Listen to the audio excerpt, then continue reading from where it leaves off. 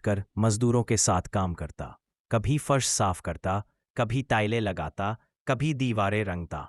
उसकी छोटी सी हथेलियां थक जाती, पर वह मुस्कुराकर काम करता, क्योंकि उसे पता था कि यह मेहनत किसी के काम आएगी। एक दिन काम खत्म होने पर उसे थोड़े से पैसे मिले। पपी ने खुद के लिए कुछ नहीं खरीदा। वह सीधा बाजार भागा और बच्चों के लिए कॉपियां और पेंसिलें खरीद लाया।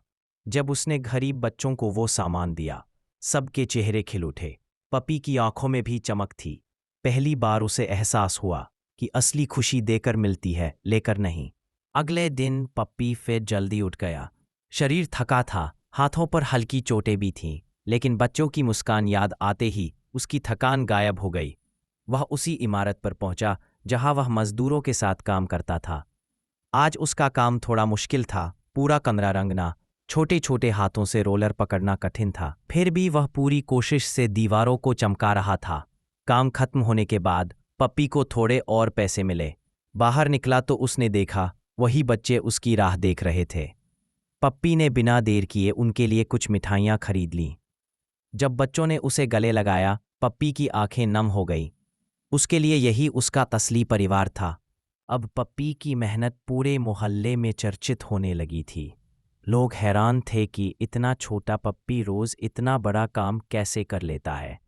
लेकिन पप्पी का दिल और इरादे दोनों ही बड़े थे। एक दिन काम से लौटते समय उसने देखा कि कुछ बच्चे स्कूल के बाहर खड़े थे। उनके पास फीस और किताबें नहीं थीं। पप्पी कुछ देर सोचता रहा, फिर चुपचाप बाजार की ओर भागा। अपनी जमा की हुई सारी कमाई से उसने कॉपियाँ, किताबें और पेंसिलें खरीद ली। जब वह वापस आया और बच्चों को सामान दिया, तो सबकी आंखों में खुशी चमक उठी।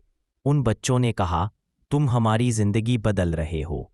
पप्पी ने मुस्कुराते हुए सोचा, शायद यही उसका असली मकसद है। बारिश के बाद वाले दिन पप्पी थोड़ा बीमार था, पर बच्चों की उम्मीदें उसे खींचकर फिर काम पर ले आईं।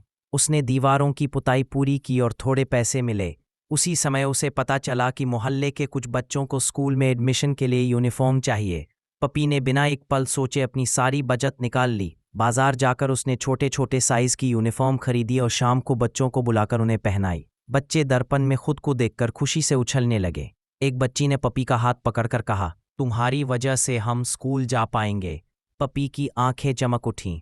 उसने महसूस किया, दुनिया बदलने के लिए बड़ा होना जरूरी नहीं, बस दिल बड़ा होना चाहिए। दिन बीतते गए और पप्पी बच्चों के लिए किसी हीरो से कम नहीं रहा। अब वह सिर्फ काम ही नहीं करता था, बल्कि हर शाम बच्चों को पढ़ाता भी था।